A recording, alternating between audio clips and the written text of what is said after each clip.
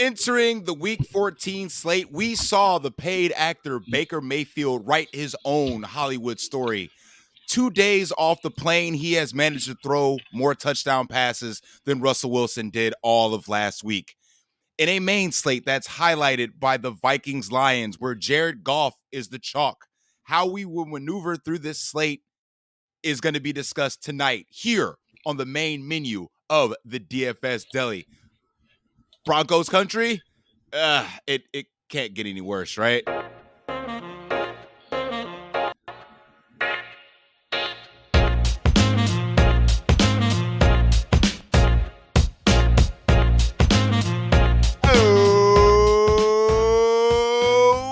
Welcome in to the DFS Deli. I am the proprietor of this delicatessen, Saleh Ali Shahid, and I am prepared for the Week 14 main slate. Man, now we can talk about this season flying by as the last week of your yearly playoffs, potential playoffs have started. Key teams are on bye. Key players are on bye. Some people are fighting to get in. Other people are fighting for seeding. And if you're listening to this show, your team sucks in yearly and you are either bragging about your best ball teams that are somehow sneaking through, or you're here to play a little bit of DFS. So we'd like to welcome you into the DFS Deli for Week 14 main slate, where we cover the core plays, the breakdown of how our lineups are going to be constructed for this week. And I'll tell you what, Chill, I'm happy to have you back because it was you and I that, albeit not listened to a lot compared to our previous episodes, but we decided to stay up till about 3-4 in the morning last Sunday and do the secret menu show. And let me tell you, there were some bombs on that show, man. Like, that was probably the best contrarian show we've ever done. I think the only thing that I missed was the Tua doubles. And I mean, I can't help Jalen Waddle getting hurt. Yeah, we can't account for injuries. Right. And I mean, Jimmy Garoppolo got hurt in the same game, and the flow of that game just got messed up. But everything else was heat. I mean, heat, bro. Yeah, I mean, I think the Tua doubles would have been a little bit better had he had both starting tackles. I mean, both tackles were out, and as much as I'm a Dolphins guy, Tua does not handle pressure well at all. Like, yeah, he as soon as he gets pressure, he didn't look great. So, unfortunately, due to flex scheduling, we don't have the other high total game on the slate. So, yeah, shout out to the NFL for giving us the Broncos and taking away the Dolphins Chargers. So, I mean, good looking out on y'all. But, I mean, last week we dropped some bombs. The Hurts doubles got there. I mean, even though the chalk still hit, but, I mean, you still could have finagled a way to get in with those Hurts doubles, man, because we beat the drum, like, to no end about that. Like, I mentioned that either Devontae Adams or Josh Jacobs breaks the slate every damn week. It was Devontae Adams, springing a little of that with a little A.J. Brown, little Sun God chalk, and then you were off to the races, man. So last week was a good week. We're going to try and do better this week on a, what can I say? A pretty lackluster main slate. Again, as I mentioned in the intro, we're talking Jared Goff as the chalk, man. So how we maneuver around is the home favorite. Yeah, as the home favorite because the Vikings are frauds. I mean, simple as that. So, and I think the Lions are going to expose them. I'll take them to cover. What is it, 2.5, right? It's down to 2. Well, Okay, I mean, it started at like 1. I think it made it as high as 2.5, and now it's at 2. Yeah, man. Lions will cover, no doubt. That's what they do. That's what they do, fam. But like I said, we recording on a Thursday. We got to witness Baker Mayfield 2 days off a plane orchestrate a 95-yard drive to win the game. It was 95. It was 98, 95. It was something. Yeah, a couple penalties to start off with, and then I mean, hey, shout out to the paid actor. Maybe he found a new home in LA. I mean, maybe he did. It'll be interesting. But the good thing about it is that we don't have to worry about playing Josh Jacobs or Devontae Adams on the main slate because they just got beat by Baker Mayfield and the LA Rams. So we don't have to worry about that conundrum. But what we do have to worry about is A, how the field is going to attack the Lions Vikings game, and B, if we can find some other spots to differentiate our lineups, because the other high total on the board is actually Cincinnati, Cleveland, right? In terms of games on the slate, I believe you're right. It's a rough one, bro. It's a rough one. I mean, we got a lot of high team totals, but I mean, they're not in pushback spots. Yeah, I Cowboys, mean, Houston, yeah, it's a lot of games that you figure aren't going to be particularly great. I mean, Jacksonville, Tennessee is gross. Philadelphia and the Giants is gross. Chiefs, Broncos is gross. Buccaneers, 49ers is gross. Uh, some of these games you figure there won't be much confidence. I mean, Houston's going back to Davis Mills. I don't know if that helps or hurts them. So yeah, it doesn't matter, bro. It doesn't matter. I mean, I agree. I mean, truthfully, you hope that Houston can put up some type of fight in that game, but we'll We'll see. see. We'll see. But as you know what we do here on the DFS Deli, we go position by position and break down our favorite plays, our core plays at each position. And you know what, Chill? We can definitely throw in some contrarian plays this week only because I work late Saturday Fair and I enough. have a hard out. Oh, you got the heart out. Yeah. Bae's Ooh. coming over to babysit the kids, and yeah, I'm not gonna be recording on Saturday night. So Oh, all right. We got that's fine. That's fine. We could throw in some contrarian or what we think may be contrarian plays. yeah, I mean, the good thing about recording on Thursdays is that we do have some updated ownership percentages, so we can base off what we think the field's going to do compared to what we should do. Okay. Now I will offer a Friday night show. So if you guys want to jump on Friday late night, I'm down. I'm down. Once the kids go to bed and we get all relaxed, and if you want to talk some more DFS, I'm in. But for tonight, again, core show. A lot of people, again, like I mentioned, are coming over from their season-long leagues. Either they're eliminated, or they're fighting for a playoff berth, or they're entrenched in their playoff positions. Me personally, I have to win my matchup by 75. Oh my. Hey, listen, anything is possible with Josh Allen and Steph Diggs. Okay, so I'm not putting past that I can't do this. Just let's say it's going to be a long shot. So, but you're saying there's a chance. That's all that matters to me. So, needless to say, I'm in. So, let's start at the QB position like we always do.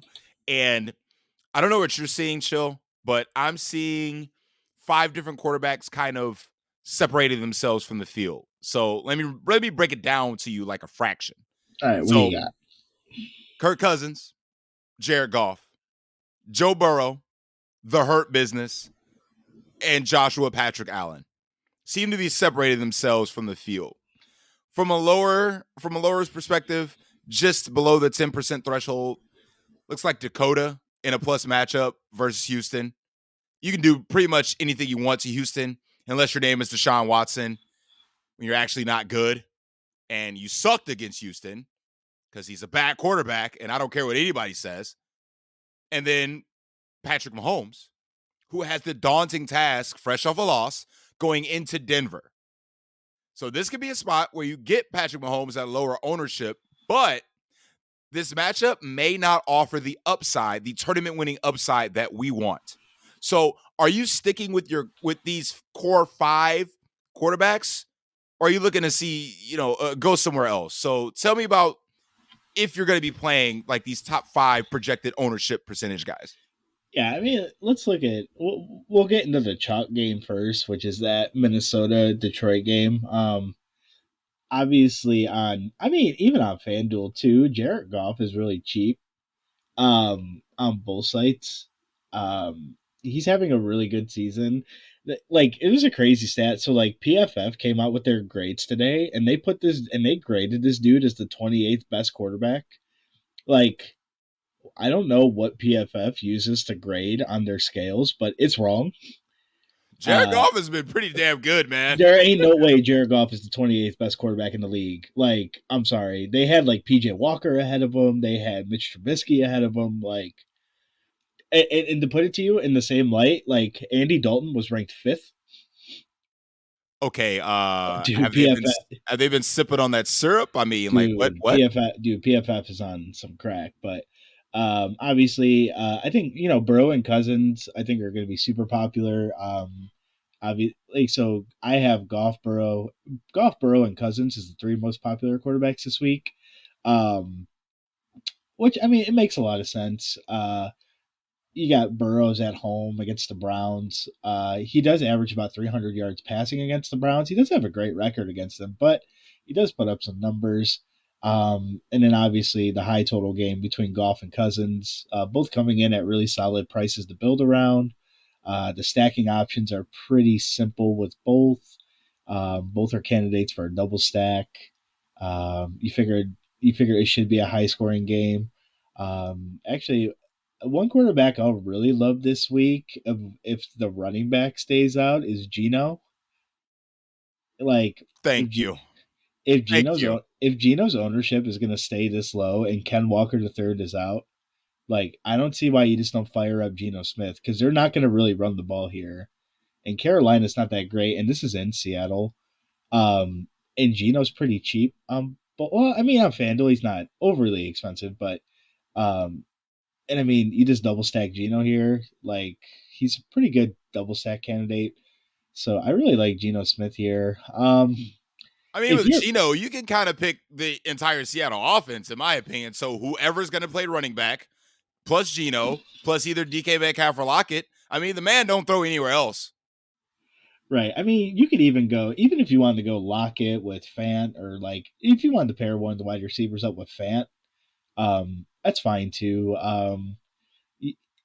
Carolina, this might be one of the games where Carolina can maybe fight back. It's not that very high of a spread total. Actually, Because Sam Darnold's playing quarterback, biatch. yeah, I mean, the fact that Seattle is only getting four here is kind of weird.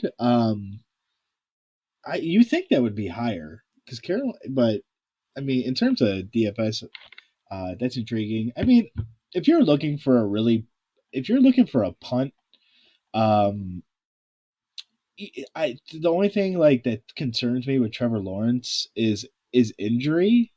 I think he does have a little bit of an injury tag going with him against Tennessee. Um, but if you're looking for a punt here, Um, Tyler Huntley against Pittsburgh, it's not a bad option. He struggles to complete passes, but last year he averaged about 42 yards on the ground, which is nice. Pittsburgh gives up about 255 yards through the air, which is the fifth most in the league, and have given up a league high 24 passing touchdowns. You probably just pair him with Andrews and call it a day. Um, so if you're kind of looking to pay down, I might be looking more that way because he could provide a safe floor. Um, I'm not saying it's the best matchup, but it's kind of what I'm looking at here.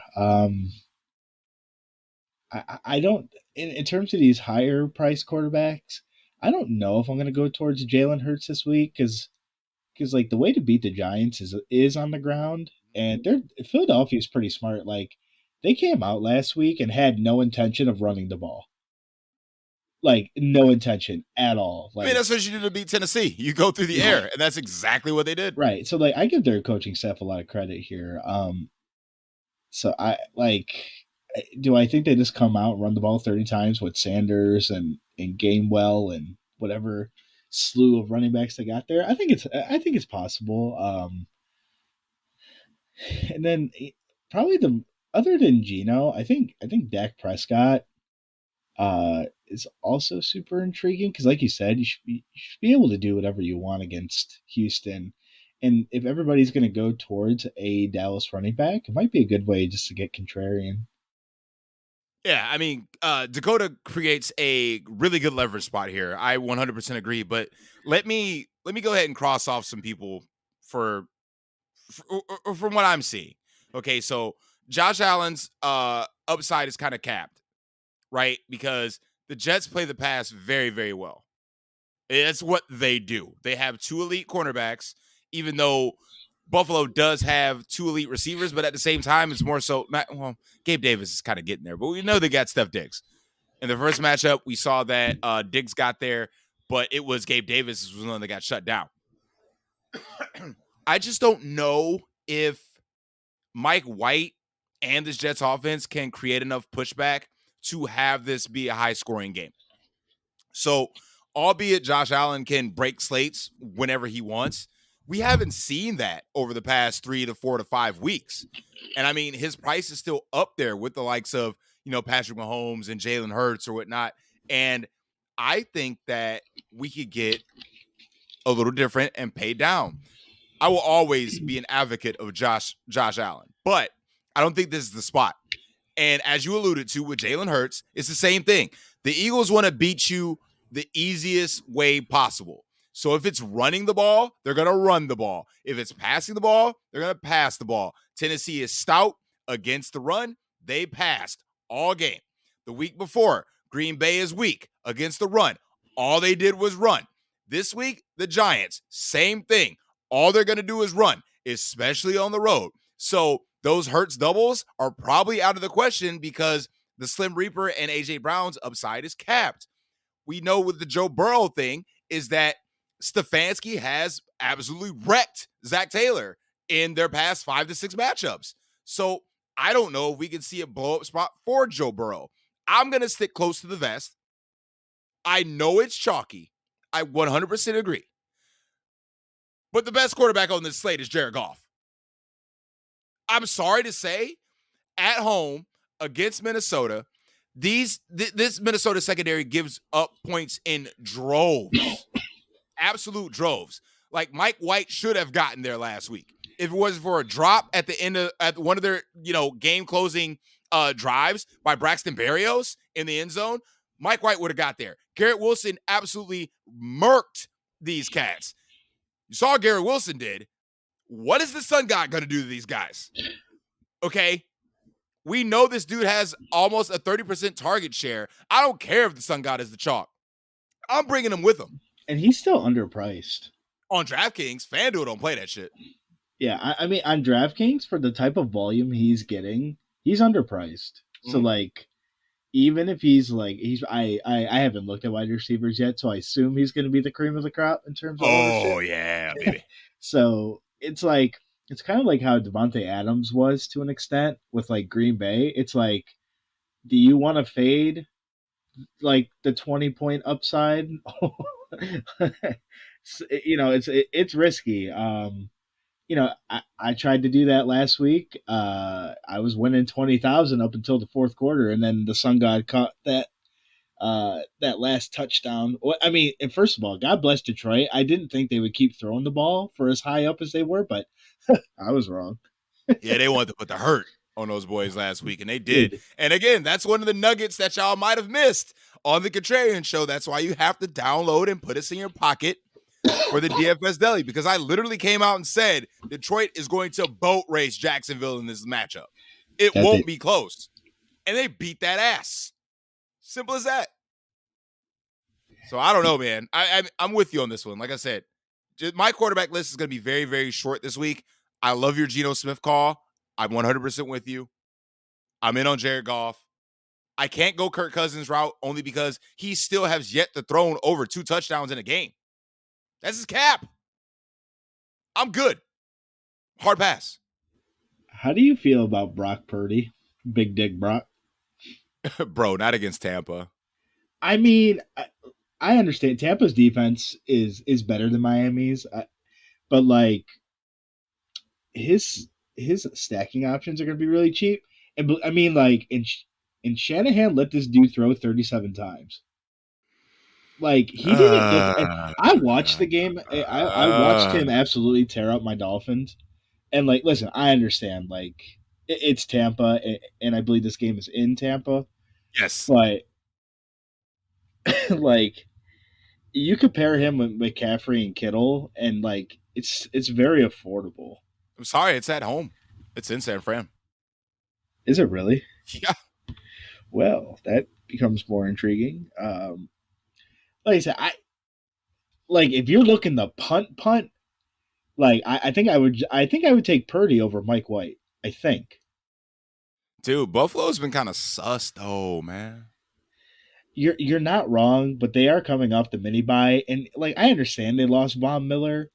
But the only thing that concerns me is, like you said, like Josh Allen is really bad against teams that just blitz with four dudes, and like that's mostly what the Jets do. Oh, when you Because can cover that well, I mean, of course they're only going yes, to send four. yeah. So, and that's where Josh Allen struggles. I just don't want to like. There has to be like a bad Mike White game coming, right? I think we kind of saw it last week. I mean, I mean, he it still wasn't threw for great. 300 yards. He did. He Like, it's did. not like was his game great? No, but like, let me like he threw it 57 times. I know. He was I know. 31 for 57 for 369. I know. If I'm gonna pay down, I'm just gonna go to Huntley. I'm not gonna lie. The only I do like Huntley. It's just like that's such a rivalry game, and like I might feel obligated to go to the Kenny Pickett side because Baltimore's corners are still terrible. Oh no, not Kenny Pickett again. Russell Wilson could manage a touchdown pass against them. What do you expect? I know, but I mean, like you could play the George Pickens narrative where he got really upset. Like that dude didn't get targeted last week, which is a damn shame. Like what creative players did the Falcons have on defense? Like throw George Pickens the ball. She press wide AJ receiver. Terrell, bro. Is he back? I don't know. You just asked for a defensive player. I named Well, one. he's like I know AJ Terrell is good, but like, come on, like how do you not Come give on. Pickens the ball? Come on. But we'll talk about another Pittsburgh position player here in this next category. So we ready for running backs? I think so. So this definitely is intriguing. Only because we got Joe Mixon clearing concussion protocol, and we know how bad Cleveland is against the run. However, I honestly would have preferred another week of P. Ryan. I would love P Ryan because you could. It's an easy stack with Burrow, P Ryan, and one of the Cincinnati wide receivers. Oh, Higgins. Higgins. I mean, either one. Plus, like with Jamar Chase being back, it just makes the running back position even easier. I mean, I 100% agree. I'm kind of sad that Mixon is back, but we do have him in a good spot. A.D. Hember, to remember, seems to be a chalkier play this week against Jacksonville. I'm very surprised. I am very surprised that his ownership is that high. Is it a trap? Is it a trap? Let the listeners know right now. Is it a trap? No, I don't. I don't think so. As somebody that needs Derrick Henry to drop like 50 on Sunday for his yearly team, this is a trap. I mean, on DraftKings, you're just gonna pay down the Mixon, right? Yeah, He's but $1,000 I mean, cheaper. there's a couple running backs that I would rather play, bro. And I mean, like as we've seen over the past couple weeks, paying up at running back just ain't the business, bro. Nah, yeah, tell me about it with Nick Chubb.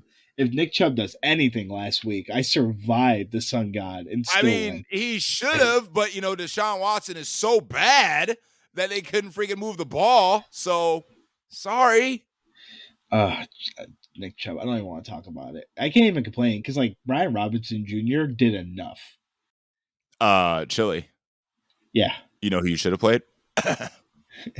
Knight. DeAndre Swift. Yeah, dude. Swift came through in the clutch, got 20 touches last week. That's it, man. That's it. The shift is here for Swift. And he's sitting third in ownership right now. Ooh, Lord. Or is he the biggest trap on the slate? No, again, the biggest trap on the slate is my king, Derrick Henry. But DeAndre Swift could be up there. I'm just saying that there's paths. There's paths that have lesser resistance than the guys we're talking about. So let me throw a couple names at you real quick. Okay? If I All right. may.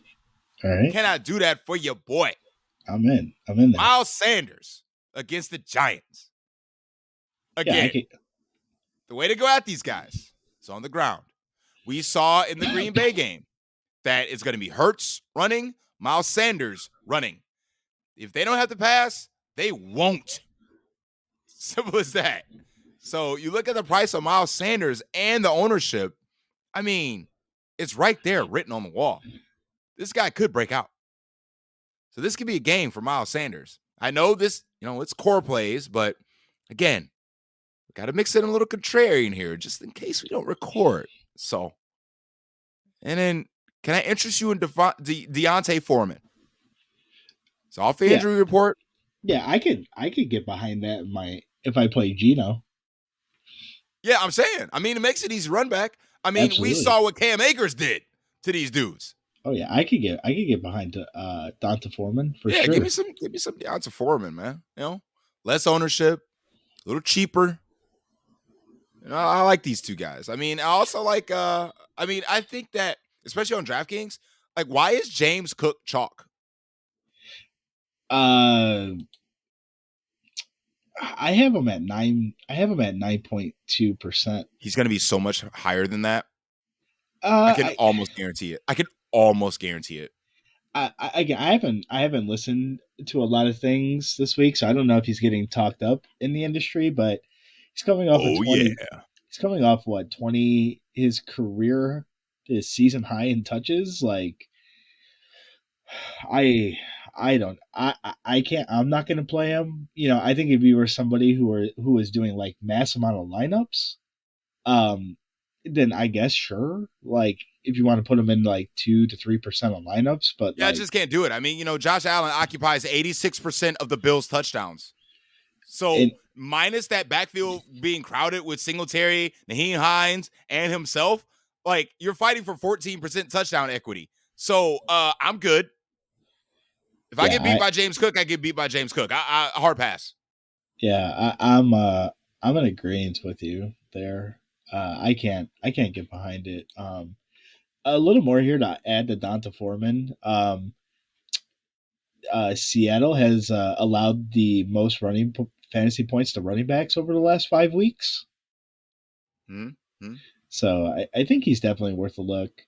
Like I said, bro, Cam Akers. Right. I mean, Cam Akers scored another touchdown today, so. But he didn't score the winning touchdown. That was Van Jefferson from the paid actor. Yeah, man, paid actor. You need him in a bind, pay the actor. Yes. So I think an interesting running back on the slate to me is probably Dalvin Cook. I mean, like, he's gonna have some ownership though, because I mean, anybody in this game, but his gonna have some ownership. Right, but his ownership's not going to be as high with Derrick Henry, just a little bit above him.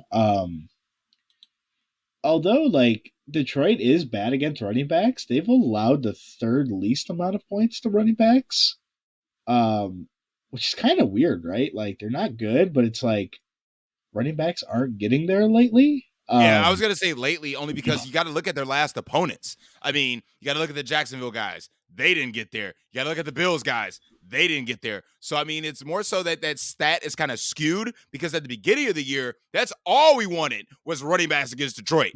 Damn right. That more or less switched to the boots on the ground, Cleveland Browns. Absolutely. Because boots on the ground, the Browns are bad. They're so bad. I mean, Dameon Pierce got there last week. It's like Dameon Pierce, who did nothing, was in tournament winning lineups. He didn't do anything. I mean, he did. So tilting. It is very tilting. God damn it. What Dallas running back do you play here if you're going to play one? The least owned, which is going to be Zeke. Yeah. Oh, Zeke. I mean, so look on FanDuel. He's more expensive than Tony Pollard. No, he's cheap. Oh yeah, he is more expensive. Just kidding. I looked at DraftKings is the opposite. But right. again, if you want a guy that's going to fall into the end zone like a couple times, it's going to be Zeke. But I mean, look at his games that he has multiple touchdowns. The man hasn't scored over 18 DraftKings points. So what is the upside? Like 12 of them are already via touchdown. He doesn't catch passes. Like everybody on Dallas is going to score, okay? It's going to be another Sunday night game where they just absolutely obliterate this Houston Texans team. Like, you want to pick a Dallas guy? You're fine. I mean, you're literally fine. Whoever you put in with a star on their helmet in your lineup is going to score. So find the cheapest one and play that guy. Michael Gallup probably will score. Right. I'm just saying.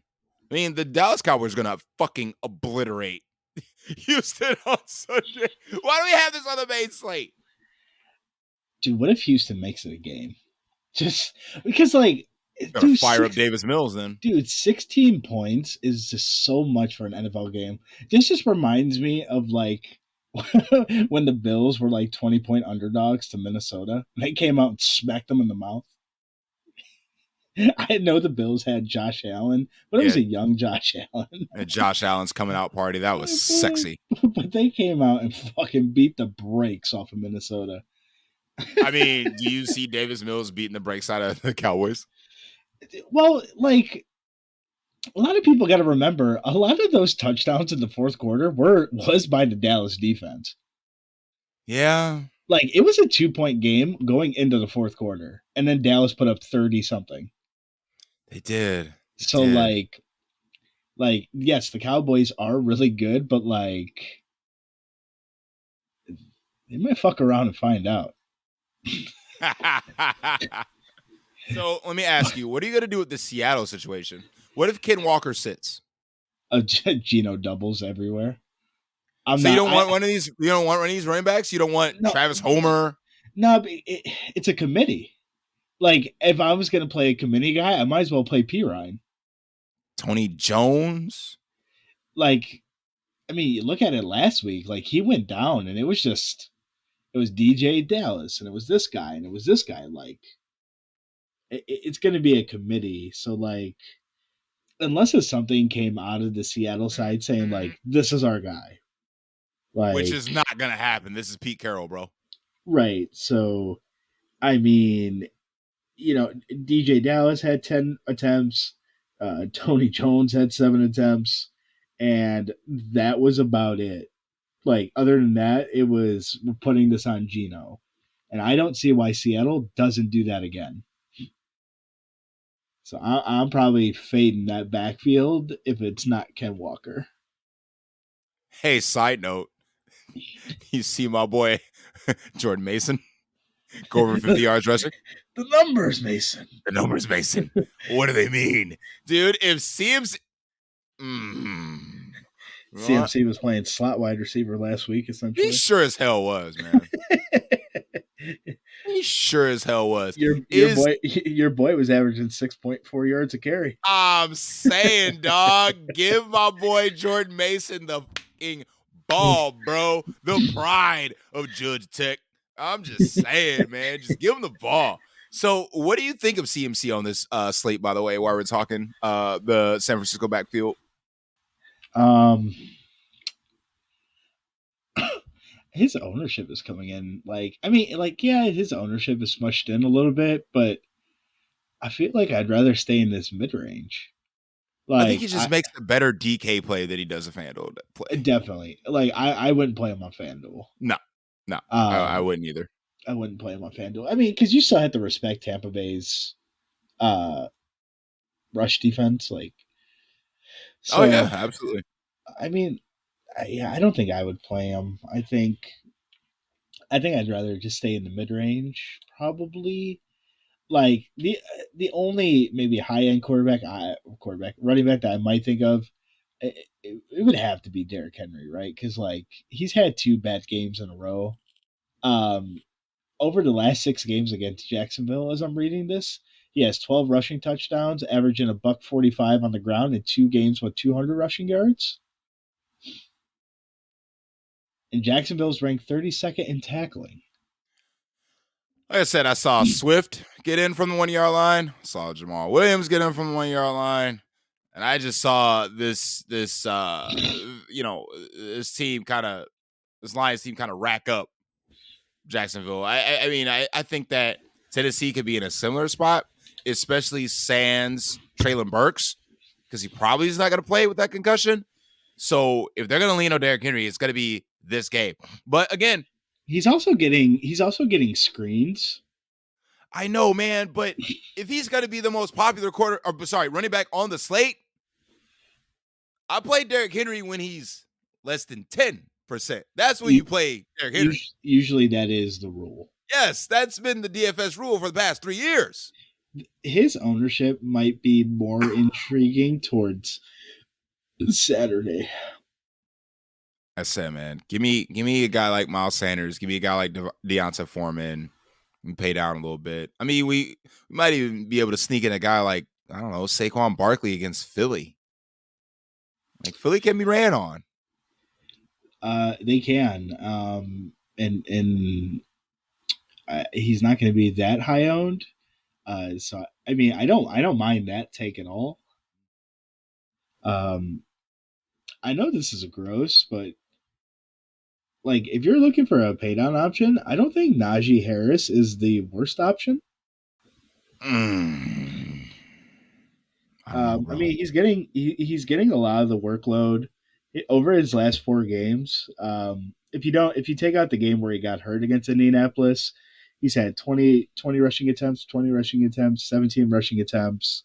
We obviously know he'll get some receiving work. Baltimore's defense is not all that great. So I don't mind Najee as a like a cheaper tournament play where it's not going to exactly hurt you. I'm with it. You ready to head over to wide receiver? Yeah. I mean, did you want to give more on Swift? I don't know if we touched on Swift that much. We kind of mentioned them, but again, man, anybody in this game is going to be super popular. So I mean, Swift is going to get some ownership where I think Jamal Williams won't. So I think this might be the spot where you can sneak in Jamal Williams, for his several 1-yard plunges, because every week someone gets tackled at the 1 damn yard line for the Lions. So if everybody's going to be on Swift, this will be the week to go ahead and get on Jamal Williams. I'm just saying that backfield is going to be split damn near evenly, but as far as receiving chops, it's going to be Swift. So he might make a better DK play, but on FanDuel, I think I'm more willing to go like Goff, Williams, even though they don't correlate, but the Lions are going to score freaking points and like the sun god and call it a Lions day and then pick whatever Minnesota run back you want. Yeah, and I'm seeing just a funny stat. Detroit averages 31.9 points per game at home. And they also have the highest success rate in the red zone at 74%. Dude, them dudes drop dimes. They drop buckets in the red zone, bro. One more guy I'll mention, Isaiah Pacheco has reached he's scored or reached 100 rushing yards in his last 3 games. And the way to beat the Broncos is via the run, because their pass defense is actually really good. So again, on DraftKings, he's pretty cheap. If you're kind of looking to stack that Minnesota Detroit game, he kind of gives you a little bit of salary relief. Jerick McKinnon. I'd rather take Pacheco. You want that smoke? Yeah, I'll take the smoke. Because you lost the DeAndre Swift Jamal Williams one last week when you went against me, bro. Damn right it did. Detroit gave him 20 totes. Can't account for that. You're right. All right, we got one in the books. Jerick McKinnon versus Isaiah Pacheco. Let's go. Let's look at wide receiver here.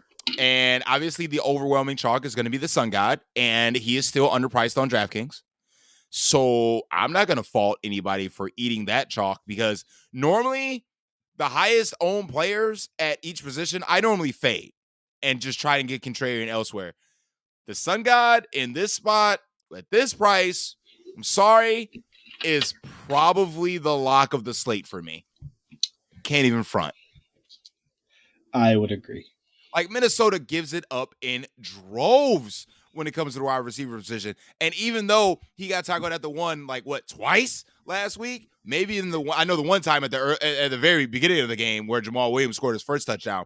But I mean, he eventually got there. This dude is a walking 10 plus targets, plus 100 yards, plus the potential for multiple touchdowns. Like if I'm taking one best bet from this game, it's whatever the over on receiving yards prop this man has.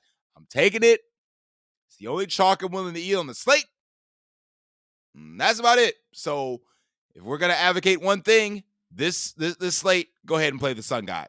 Whoever else, another player is underpriced on this slate is the surging Garrett Wilson. Like this dude just can't be stopped. Yeah, he's still very much underpriced on DraftKings. I mean, he's only 7-2 on Fanduel, so I mean that's still affordable. Yeah, you're not wrong. I mean, he's $300 more than DJ Moore, and DJ Moore sucks. Okay, his situation sucks. DJ Moore himself doesn't suck. Well, I mean, he's way more viable now with Sam Darnold. Well, everybody's more viable without Baker Mayfield. But hey, again, shout out to Baker Mayfield. Go ahead, boy. Go ahead. Do your thing. So again, with pay up options, I think that a lot of people are just going to stick in the range of, guys like the Sun God. They want a natural run back in this game. So Justin Jefferson is going to hold a lot of ownership as well. And then people love to play Steph Diggs. So people are going to naturally play Steph Diggs as well. We saw what Jamar Chase did last week in his return, and he gets Cleveland this week. But again, Ward is a solid corner. I think that if we're going to take a route in this Cincy game, it's got to be T. Higgins again, right? I think either one is fine. I mean, the Browns corners aren't terrible, either one. But you always just gotta, because like basically the way I look at it, if Jamar Chase gets in the box early, it's his game. Sure. That's like after the first quarter, if he doesn't have a lot of stats, like for the most part, he kind of just burns out. But like if Burrow's gonna make it a point to get him the ball, like whew, or hold on for the ride. You could always just go with the one that's going to be less owned, which is T. Higgins. Yep. So if you want to get weird and go play a Burrow double, I mean, I think Hayden Hurst is out, so I wouldn't try and guess their tight end situation. But like, if you want to go Burrow with Boyd and Higgins, like, I'm not against it. Okay, I totally get that logic. Okay, and another receiver I mentioned is that the way that, again, we beat Tennessee is through the air, and Christian Kirk has been on a bender. So even though operating out of the slot like he normally does, Tennessee is going to give it up in the passing game. So could this be a Christian Kirk spot? If people are naturally going to be playing Derrick Henry, do you feel like the natural run back, I should say, is going to be Christian Kirk in this situation? I'm just trying to take a look here. Based on what I'm seeing for ownership, I got Zay Jones as higher ownership than Kirk. Man, stop with the Zay Jones shit. You missed this one good week 2 weeks ago, right? It's over. Ain't gonna happen again. What do you have Kirk's ownership at? I don't have it super high. I got about 8%. I got him at 6 on DraftKings and 4.76% on FanDuel. I might creep up a little bit, but again, I think that it's what I mentioned is that if a lot of people are going to be playing Derrick Henry, they're going to want to find a natural run back. Again, if people want to play Zay Jones for the price savings, that's on y'all. You're going to lose. I think Christian Kirk is the guy. Yeah, it would be a pass for me, truthfully. I mean, I'm not against it, but if his ownership's that low, I think a lot of people here are probably going to use Derrick Henry as the one-off. But I'm not Ah, against. I I'm not. suppose. I suppose. I'm not against it. Some stats on Kirk here as I'm reading this. Averaging 9.2 targets a game. Tennessee is giving up the most fantasy points per game to opposing wide receivers. Their top corner is on IR. They lost the other corner to a groin injury mid-game. Um, I'm saying, dog. so I'm saying, dog. last year when Kirk played the Titans, when he was on the Cardinals, he went 5 for 70 for two. So I think, I mean, truthfully, if you're going to play Derrick Henry, I think you probably just play him with Kirk, especially if the ownership's low. Agreed. Agreed. Take the highs with the lows. You got to get a little weird at some point. So I mean, take the high own Derrick Henry, take a low own Christian Kirk, call it a day. A sneaky way, not necessarily sneaky, but a different way to get in the Detroit Minnesota game. How about DJ Chark? Damn, I played. He was in so many of my lineups last week. Hey man, sharp. He was 3,800 on DraftKings. Oh, so sharp. So sharp. Yep, that makes sense. I mean, I don't have Shark at that high of ownership again. If you want to fire him up, go for it. Oh, I think I, I'm in. I, I think I'm in. I'm not against it at all. On DraftKings, he's cheap. Fanduel, he's cheap. If you just want to, like, if you're gonna not stack that game, but you just want a little bit of a tiny piece with some upside, I think Shark's definitely worth it. I'm not against it. And I mean, like, in DJ Shark, he for the most part, like, he gets most of his yards on like a couple plays. Minnesota's secondary is the second and highest rate of explosive pass plays allowed. So I'm not against it either. Tell you, man, I'm just gonna stick it close to the vest this week, bro. Give me the Sun God, give me Chark, give me Goff. Run that back with Jefferson or Cook. I'm walking away. Or we'll get there. The revenge game. I mean, it kind of feels like an AJ Brown situation, doesn't it? Where they're just going to try and get him the ball. You feel that way? I think so. I mean, like, first of all, it's really hard, at least on FanDuel, to put Amon Ra and Justin Jefferson in the same lineup. I mean, if you play like Deonta Foreman, some cheap But that build's worked, I guess. Like, how can I really go against it? But it is tough. So, but like, do you have any concerns about Jefferson? Because the last time they played Detroit, this dude did nothing, and it's not like Okuda shut him down. Like, they just bracket covered him. So, like, do we? You know who shut him down last week, son? Huh? He got the sauce, baby. He got the sauce. He did get the sauce, but the sauce also had safety help. I don't give a damn.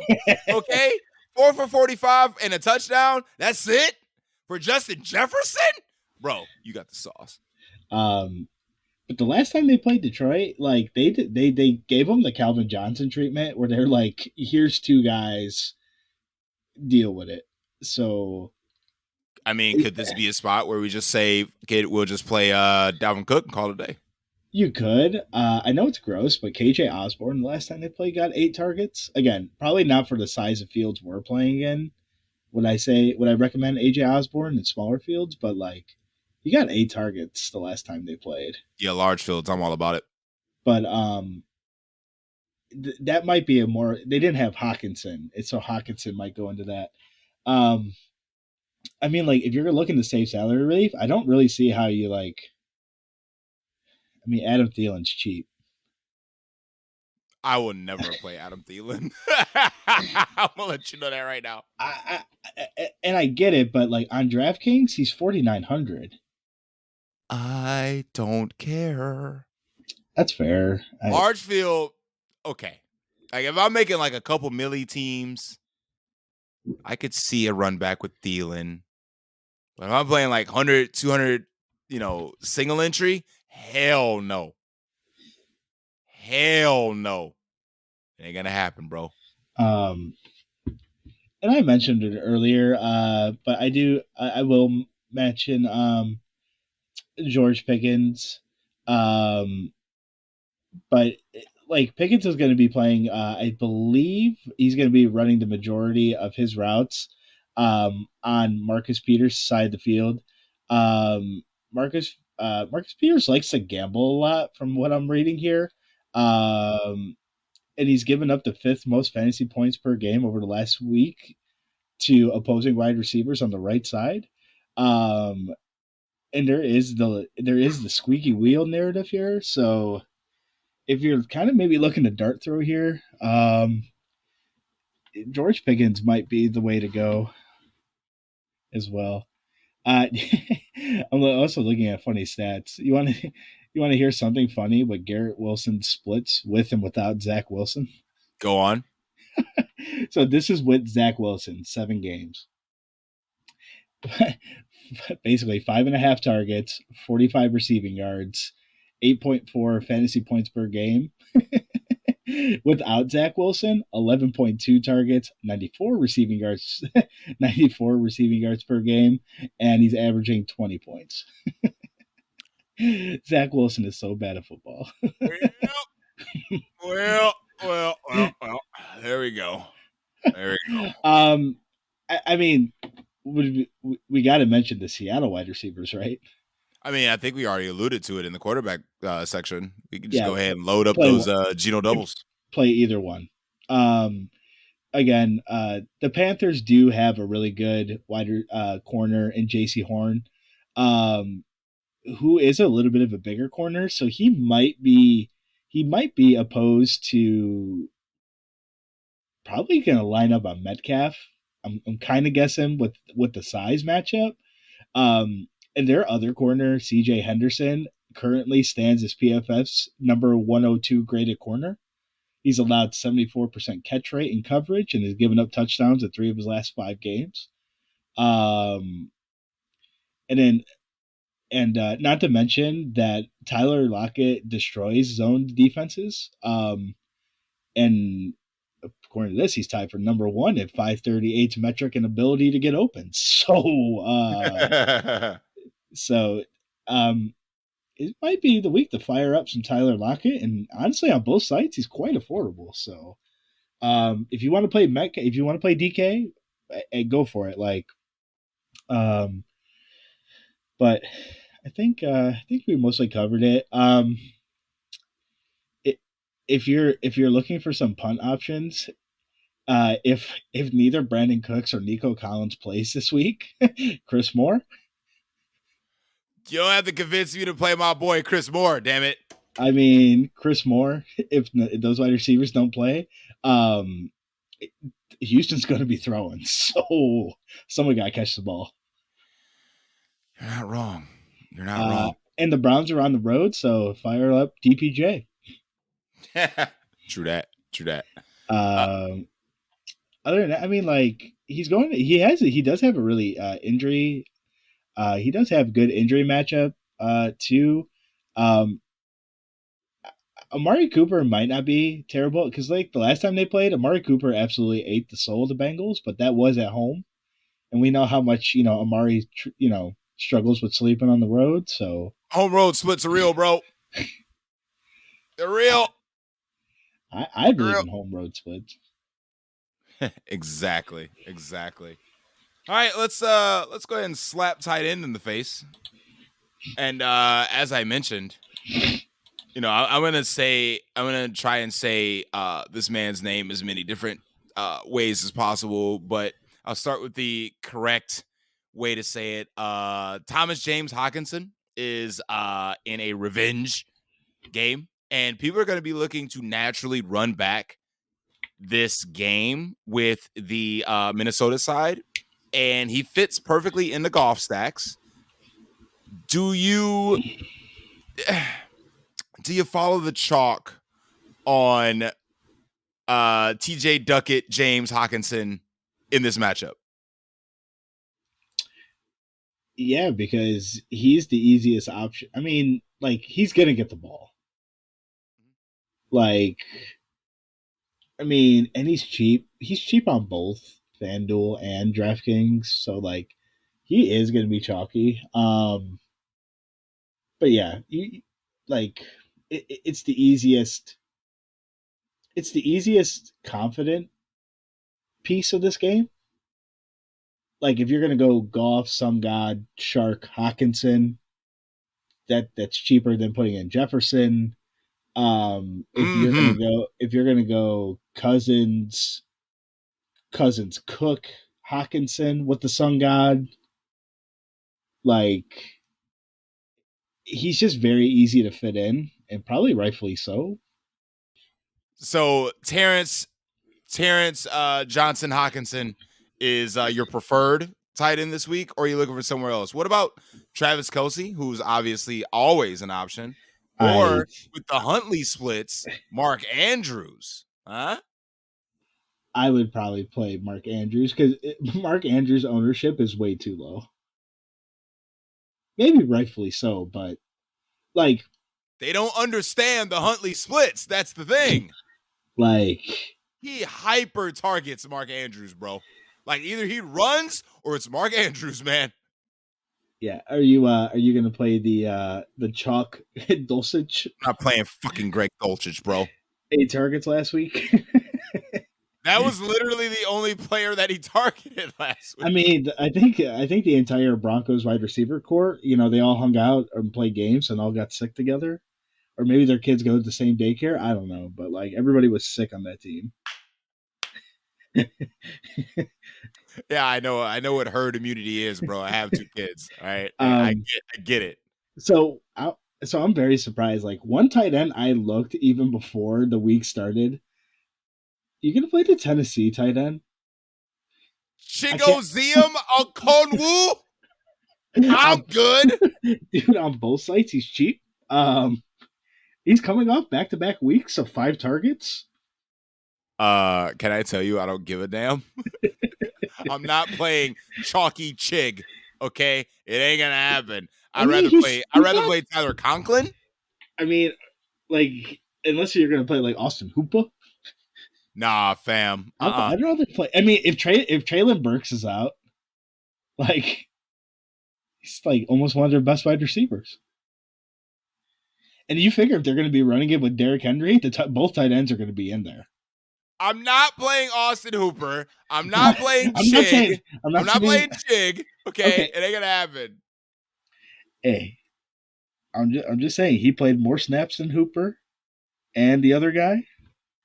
No, I can't do it, man. Either it's gonna be Terrence Jackson Hawkinson or it's gonna be Mark Andrews. That's my tight end pool. Simple as that. Yeah, I think I'm leaning towards um like I know it's with Purdy and Kittle didn't do a lot last week, but like George Kittle's 4,300. I might dart throw it at Kittle. I mean, he should have did more, if Garoppolo stayed in. But no disrespect to Brock Purdy. Again, I mentioned it in one of my group chats, is that Brock Purdy managed over 200 yards and 2 touchdowns. Meanwhile, Russell Wilson and Deshaun Watson, who are worth $500 million collectively, managed 12 points. Dude, you're not wrong. Again, Mr. Relevant, Deshaun Watson and Russell Wilson. Is that the player or is that coaching? So Shanahan's a great coach. I mean, I can't deny how good of a coach he is. But like, obviously the Broncos coach is a fucking moron. He should be fired. He should have been fired. Like Hackett shouldn't have been on that damn plane from last week's debacle. And then they messed up and lost the freaking Huntley. Okay.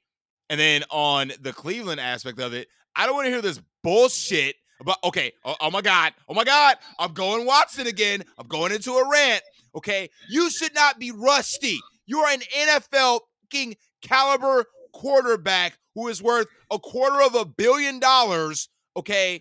You should not be rusty. I don't give a shit, all right? It was the worst defense in the NFL, and you could not manage more than 4 first downs. All right? You're trash.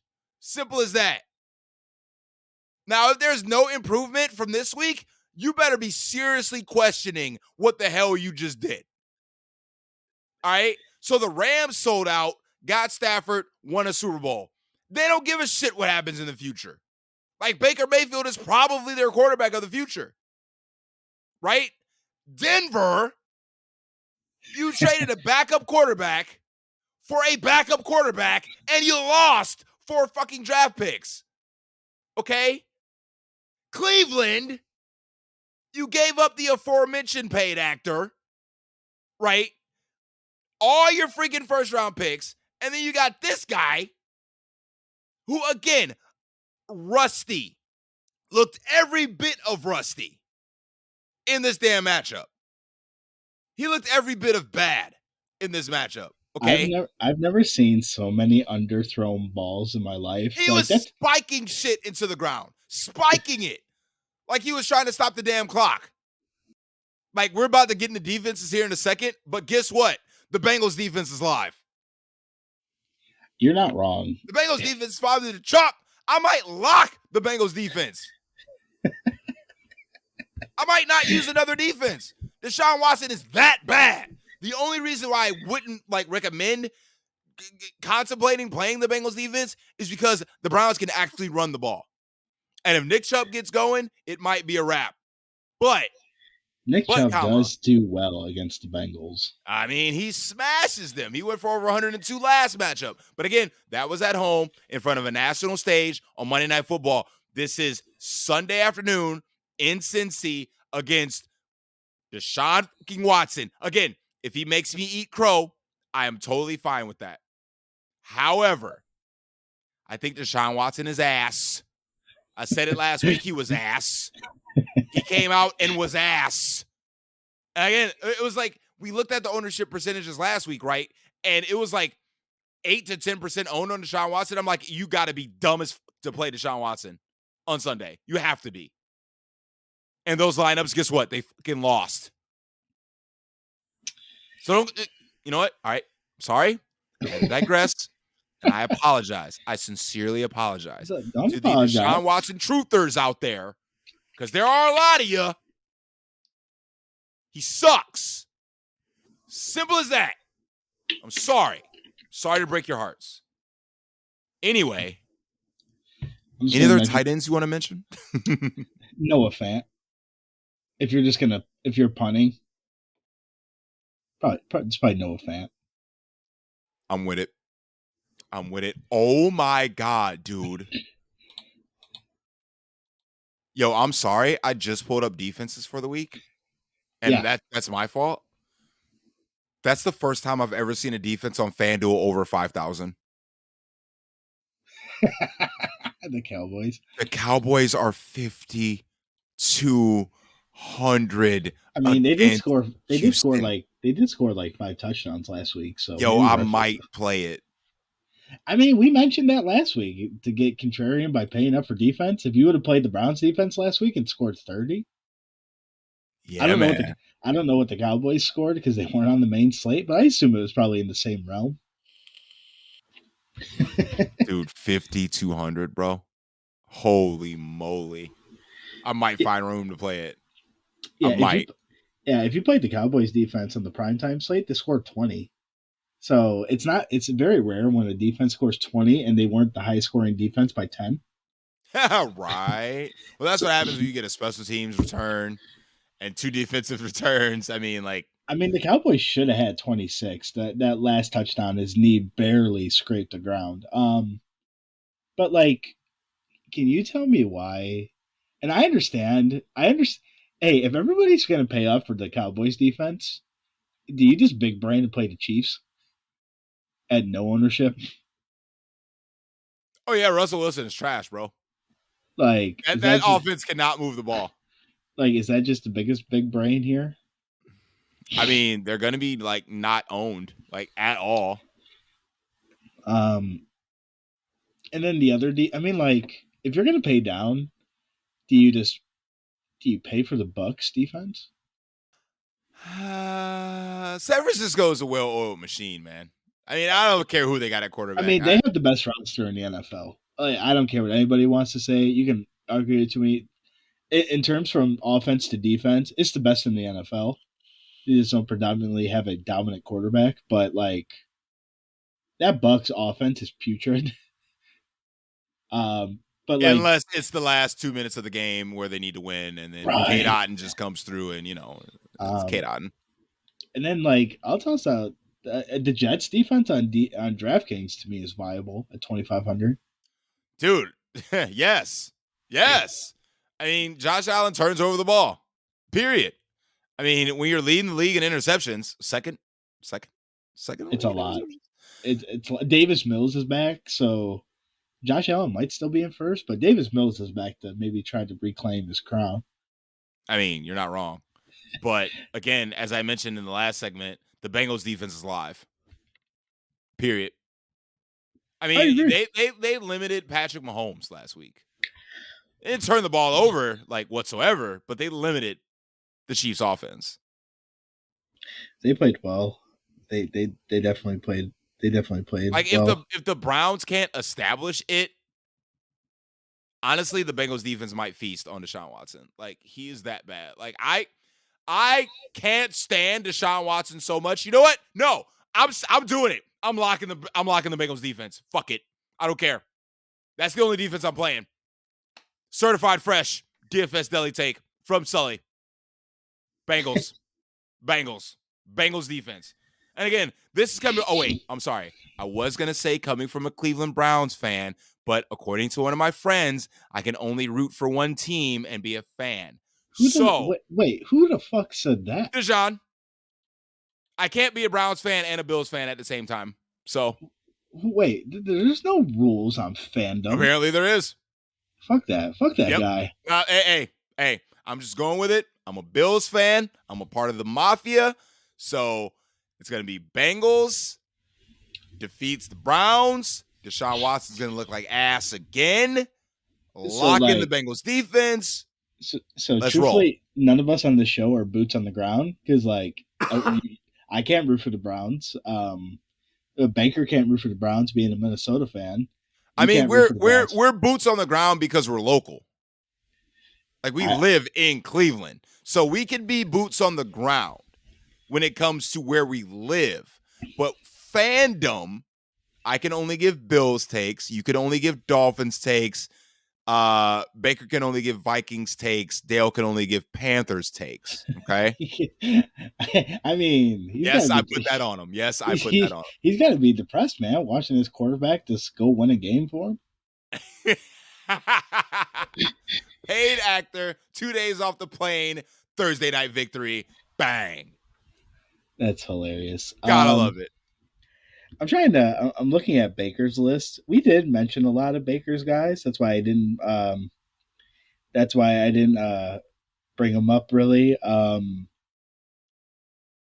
only we missed one wide receiver, Baker like CeeDee Lamb. So I don't mind that take at all. I mean, we kind of mentioned it because I said every Cowboy skill position player is going to score. So I mean, pick one. Baker likes. We mentioned Dallas's defense, Kansas City's defense. Baker likes the Jets as well, and Baker also likes San Francisco's defense and Philly's defense. San Francisco's defense does become more intriguing because I know Tampa Bay is pretty much butchered on that offensive line, and like they can't run the ball. So San Francisco's defense is just really good. I mean, they're they are really good. You know, I root for two teams because, you know, fuck Deshaun. I'm going to do what I want. I'm a grown-ass man. So, yeah, San Francisco's defense is really good. Fair. All right, well, chill. We made it through another show. We did. The main menu has been accomplished. If you were starting one team today, just one team for all the money, what stack are you going with this week? I mean, as of today, God, it's such a cop-out answer. But you know what? Fuck it. As of today, because I'm assuming Ken Walker's not playing, I'm playing Geno. I'll find a way to get a Lion or a Viking in the lineup. Geno! because like Jared Goff is just such an easy answer. So I mean, I'm gonna have a Geno lineup. I don't think that's gonna change. So even if Walker plays, I could put Geno and Walker in the same lineup with like Lockett. I know I'm Sure, not against it. sure, sure. I agree. Um, I agree. I, Joe Burrow is on a really good. Why do I think Joe Burrow is just going to throw for like 404? I mean, he could. He could. Dude, like he owes the Browns. Like like boots on the ground. The Browns have like done well against this dude. So like he owes the Browns an ass whooping. Yeah, he owes him a receipt. I agree. I agree. Like and like I don't think Cincinnati is going to be because like next week they play Tampa, and I don't think Cincinnati is going to be a team to overlook the Browns. So like I feel like I mean he's the second best quarterback in football right now. I don't care what anybody says. Like Jalen Hurts has to show me something in the playoffs for me to even consider him in their class. But like it's Mahomes, it's Burrow, it's the field. Like I don't care what anybody says. I mean, the Hurt Business is going to win the MVP, though. So, just like I called at the beginning of the season. So, Well, Kansas City's not going to lose another game this season, so we'll see. I mean, neither is Philly. Philadelphia has to beat Dallas, or else they might lose the division. And you can't give the how can you give the MVP to a guy who didn't win the division? The Hurt Business is good. It's just like we can give the national title to a team that did not win their own conference. They were Ohio State. Ohio State was just like I would have preferred Alabama, but like putting in Ohio State's fine. I totally get it. It makes sense. But like Ohio State was just the best of what was left. I mean, if USC doesn't lose, it's a moot point. So blame the Trojans. I mean, I agree. I'm with you. But like, so, quick college football rant.